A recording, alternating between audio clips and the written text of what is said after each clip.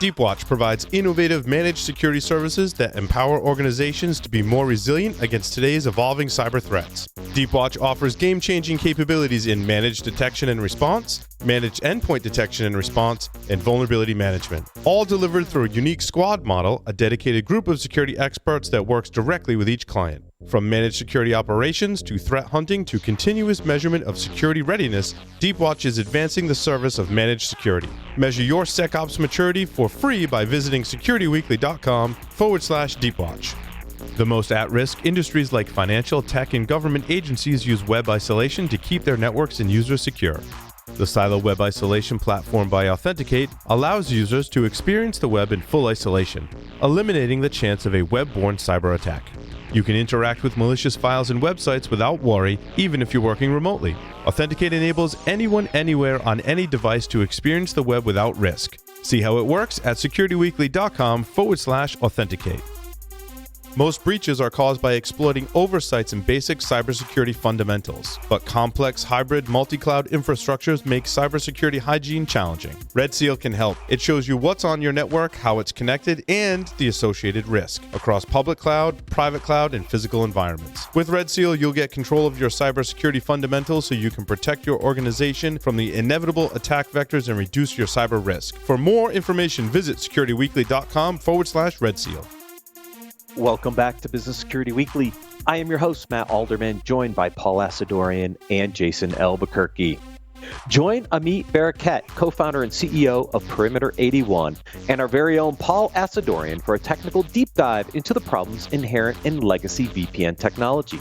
Together, they will explore solutions for the modern workforce and how momentum toward perimeterless architecture is helping redefine the future of cybersecurity. Register now by visiting securityweekly.com/perimeter81.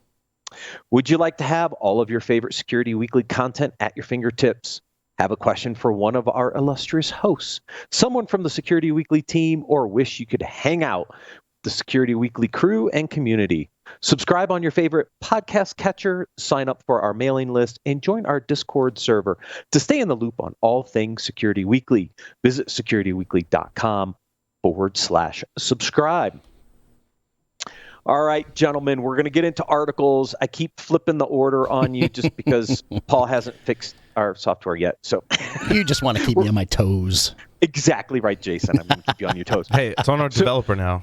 I guess that you want to get me. a host to pay attention, just screw up the order of the articles. Exactly. It's just random. So for all those watching at home, we're going Article 4, 6, 5, 2, 3, and 1, then whatever. Eeny, meeny, miny, mo. Let's do it. Just pick one. So the first one is cybersecurity is a board issue. There was one line in here that I thought was. Oh, let's see if it's the same line that I'm thinking about. One misconception is that information technology is synonymous with cybersecurity. That's one of the big misconceptions here. Yep. And what he does then is he says, look, you probably got the wrong C level sitting at the board because they're not synonymous. Exactly. And the other, I guess, guiding comment that was in there that kind of helps that one out is if your CISO reports to the CIO or CTO, you may have a problem. Unless your CISO is the CIO as well, right? I mean, because that's... Right. Yeah, in your case. But from my perspective, I went into the job saying, I am a security-centric CIO. If I'm taking this job, security comes first. And that's how, my leadership, my CEO said absolutely 100% supported it, right? That's the key, because managing our internal IT operations, if it's not led with security, we're doing a disservice to our customers. Right, but IT is one aspect of cybersecurity in an organization. Exactly. 100%. Right. I'm curious, Jason, right? So when I read this article, I'm thinking CIA, right? Confidentiality, integrity, availability versus availability, integrity, confidentiality. Yeah, exactly. I mean, is that the way you look at it? Yeah, I mean, at the end of the day, it's putting our security posture ahead, right? Ahead of the game. And for me, it's baking security into every process that all of our business units, including IT, are performing, right? If we have a marketing-led initiative, security sitting at the table, right? If it's a strategy. If we're having a finance-led initiative, security sitting at the table. And that was my ability to embed security into every single business process that we have. You have to be in the front of the process instead of behind the process, because at the end, the decision's already made, and it could be something detrimental to the organization.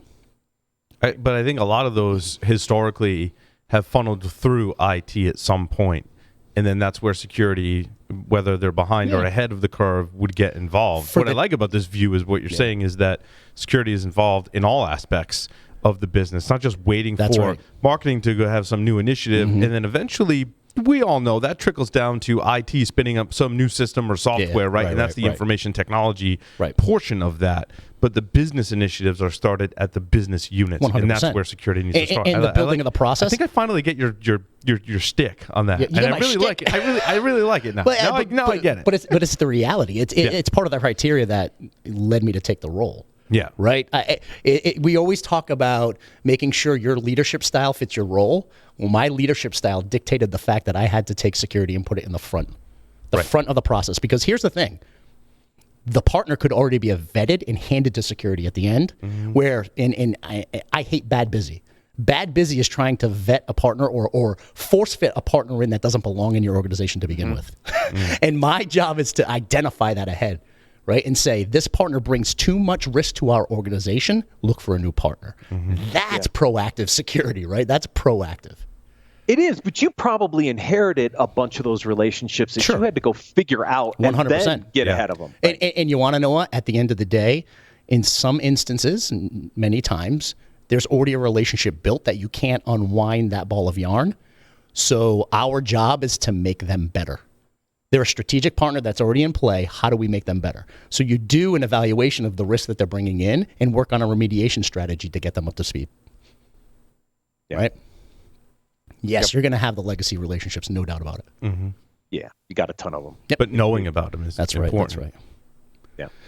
Yeah, I mean, the second bullet item I think was underrepresentation of some certain demographics. Right? I would argue it's not just women in the industry too. I would argue that, if you look at it, Hispanics comprise only 7% of cybersecurity right now, right? So there's a lot of diversity we need to start bringing in into cybersecurity. So we have to do it. That's why we have the diversity panel at Unlock to talk through some of those issues and get them on the table to help the industry. Yeah, right. And we talked about it on the last show. It's up to us as leaders in the industry to be volunteering in these places, right? Being on the board of Tech Collective, which helps P-Tech, which is an inner city technology school. Really getting that exposure out there, right? And showing folks cybersecurity actually exists, and it's something that, if you have the right attitude and the right aptitude, you can excel at. Yeah. Right? Yeah. So the first article leads into the second article. So I read the headline. Here are the cybersecurity concerns boards really care about, and then they don't talk about anyone. They talk about how to go. Yeah. They talk about the process, which I get. Right. Yeah. And but they miss some areas too, Matt. I mean, honestly, they miss some areas, right? Because, it says start simple, right? And identify your risks, know what you have, all those things we always talk about. Nowhere in the article did it actually say, go out and figure out what your risk tolerance of your culture and your organization is. I love that. And at the end of the day, that is extremely important for you to be able to know, as a leader, to know all the different business units in your organization and their level of risk tolerance, and then the risk tolerance of the board and the CEO. That's power. That's power, because now you can make some decisions and you don't have to, you can bring recommendations to the board proactively if you know the risk tolerance of your organization, versus having to wait for them to come back with a response or a decision. You may have to develop that risk tolerance. Absolutely. But you have to be part of it. They may not know. 100%. Right. And that you build over time. You have to allow them to think about that and bring up all the various use cases before they can formulate what their risk tolerance is. Right. How do you know what your risk tolerance is if you don't know? If the board doesn't know what it means, right? Or know what it means, the impact, right? That's it. And over time, you start learning, right? You start learning what the risk tolerance of the organization, depending on the scenario, is. And then you can start making better decisions or proactive decisions, make decisions quicker. Yeah, that's an art in and of itself. It is. Talking to the board and doing some light threat modeling with them in what if scenarios. And that's dangerous waters, right? Because it's very easy to walk down one of those paths of threat modeling and have them say, well, that's, the likelihood of that. They'll always bring up likelihood. That's the first thing that they'll lead in with, in my experience. Yep. Likelihood of that happening is so slim, right? Yeah. Urgency, impact, likelihood. Yeah. You have to really look at it from those three aspects. But again, you got to be really careful not to get too in the weeds too. Yes. If you're talking to the CEO, you're talking to a board of directors, you can't go down the rabbit hole of getting into the weeds, right? They want to know business impact. How is this going to impact the business? How is this going to risk the business? How is this going to affect our customers? How is this going to affect new business? Right? That's where you need to start aligning those conversations. It's actually a great starting point for aligning those conversations. You should write an article or do a podcast just on that. Let's do it. We need a segment just on that. We don't need these third-party articles. We'll just wait for yours. Yeah, I agree. There we go. I love this story. Is cybersecurity selling lemons? This was a really interesting look. We spent a lot of time with cybersecurity companies and messaging and problem solution value discussions, right? Absolutely. And to see this kind of survey come back where some of these CISOs are like, yeah, I think we're being sold a bag of goods is not good for our industry. No, and I 100% agree. I mean, it's funny. I have this slide, and you've probably all seen it. It's that slide deck of all the different products out there in the industry, and God, you need a microscope just to see it all. And how do you make sense of that, right? As a consumer, as a buyer, how do you make sense of just how inundated the market is with all of these point solutions and point tools? We've read articles where CIOs and CISOs are looking to consolidate down on those platforms, right? Not have so many point solutions. This is why. This is exactly why, right? And along with that, we spend a lot of time making fun of all these niche new marketing terms that come out in the industry, but that's a byproduct of this, right? I mean, at the end of the day, they're trying to sell a solution and eventually get bought out is what it's coming down to, right? Again, I think it's up to us as leaders in the industry, and this is a great platform for this, Security Weekly. You guys vet these technologies, right? I mean, at the end of the day, you're looking at these technologies and saying, they're worthwhile technologies in the market. I think it's easy to point the fingers at the vendors and say you're selling lemons, right? We're also buying lemons. Yeah, exactly. But it may not be. You can do some great things with lemons, right? Sure. You can make lemonade, whiskey sours. There's some great cocktails, 100%. Right? Sidecars for my wife. Right? With lemons, tequila shots. But I think the thing that both vendors and enterprises oftentimes don't do is define the problem they're trying to solve. Because oftentimes an enterprise will go, and to use this article's moniker, right? That product was a lemon. And then you're like, but what was the problem you're trying to solve? I'm like, well, maybe that product wasn't designed to solve that problem in that way. Sure. So let's start with, I love the risk tolerance coming off the heels of that. And then talk about, well, now you can start to develop what problems do you want to solve? Right. And fix your processes and communications, and then go choose some solutions based on all those things. Here's the problem out there, feet on the street, though, is that these security teams are so caught in the whirlwind these days.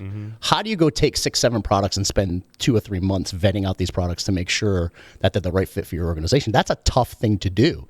And you need to have, as a leader, you have to force that. I personally call it innovation time. Right? For my teams to go out there, I force feed time into their calendar. You should have X amount of time innovating, looking at products, beating up products, doing proof of concepts, because we want to know what really works.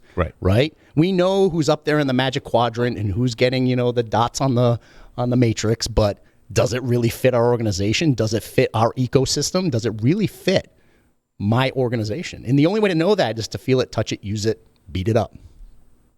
Sounds like a whole new business line, Paul. Right. I was just thinking the same thing.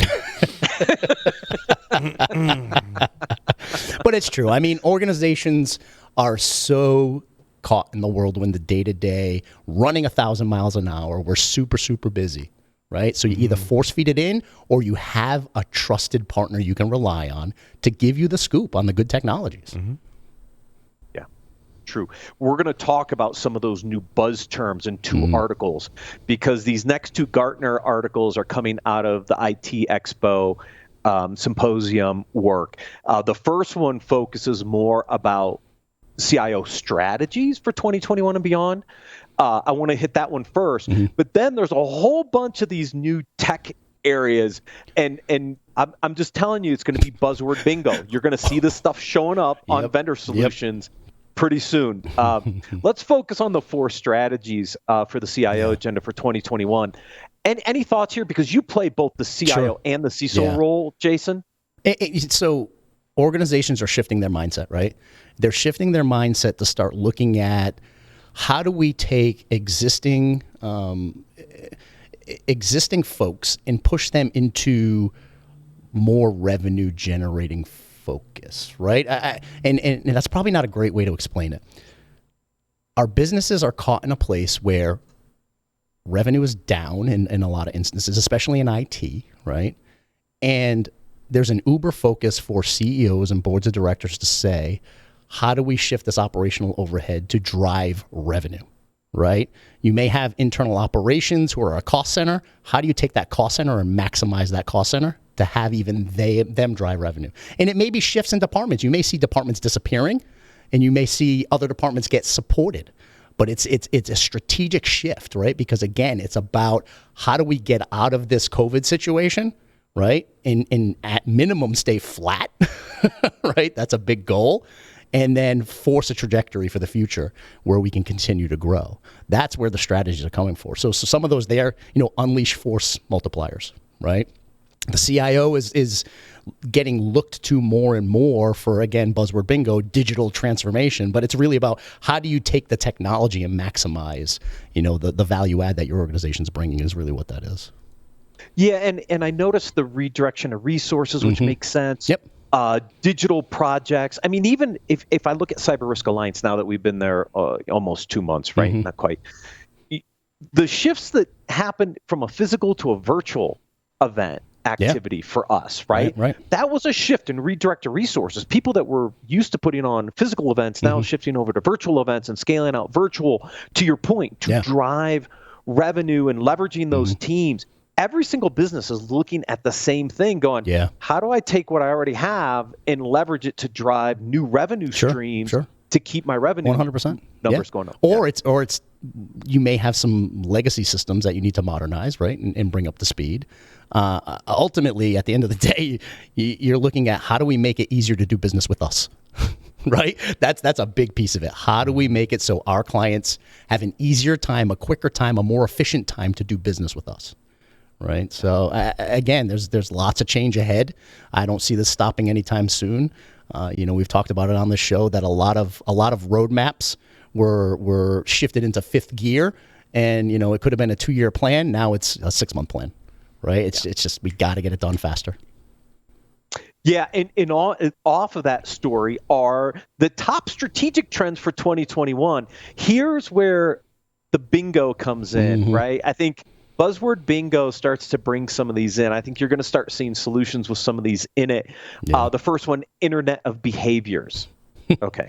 Right. It was already bad enough when it was called Internet of Things. Right. I mean, the one key piece here that made my privacy alarms go off like crazy was this technology is going to be used to influence human behavior. Oh boy. Ruh-roh. You know what I mean? It's like here we go. We're taking everything that's going on right now with our election cycle and all the fake news that's coming out, and now we're going to push it down the throats of the consumer. Great, right? Awesome. Well, you're taking contact tracing, location tracking, all this stuff, and bundling it all together. That's Great. right. Just what we need. Yeah, scary.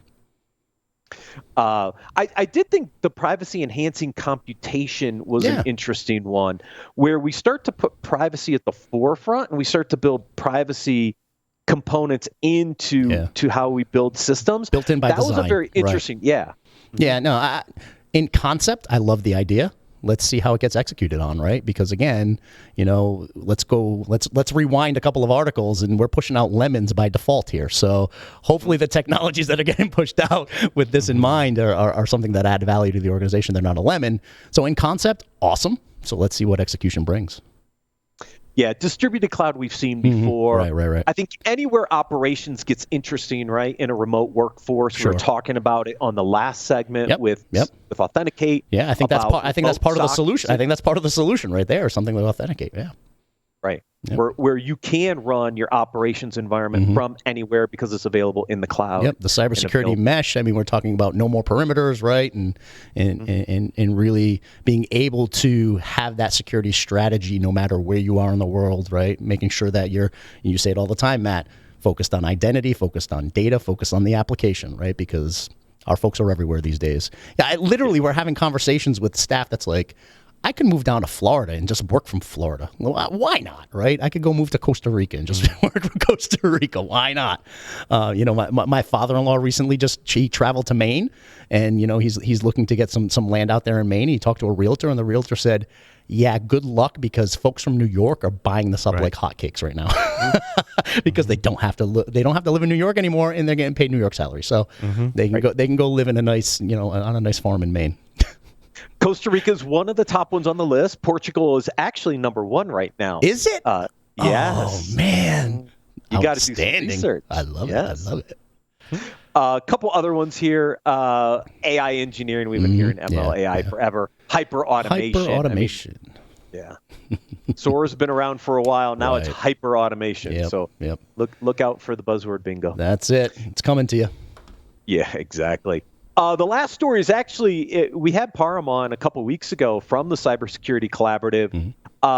This was an interesting announcement from us, from the Cybersecurity Collaborative side. The Cyber Risk Alliance announced a $1 million fund to help organizations whose cybersecurity resources have been affected by the pandemic to join the alliance. So it's providing some grants and some money to allow small to medium-sized business CISOs get some of the help they need. I thought this was a great I can't thank the Cyber Risk Alliance enough for this, because the first thing that gets cut out of our budget is training and memberships. That's one of the first things to go, right? And for them to have the insight, or I should say us to have the insight at this point, right? For us to have that level of insight is just incredible, right? We have to do the right thing by the community in these hard times. So this is the right thing by the community. It honestly is. Yeah, I thought this was a great announcement. Anybody who wants more, the article's here. You can link to the resources. What it really allows you to do is get discounts or even in certain sectors, get free membership into some of these collaborative resources to really help you network with your peers, collaborate with your peers, learn from your peers, grab that great CISO knowledge that's sitting there in that collaborative. Incredible for thought leadership. Love it. Awesome. Gentlemen, thank you so much for joining me this week. Thank you, everyone, for watching and listening. We'll see you next week on Business Security Weekly.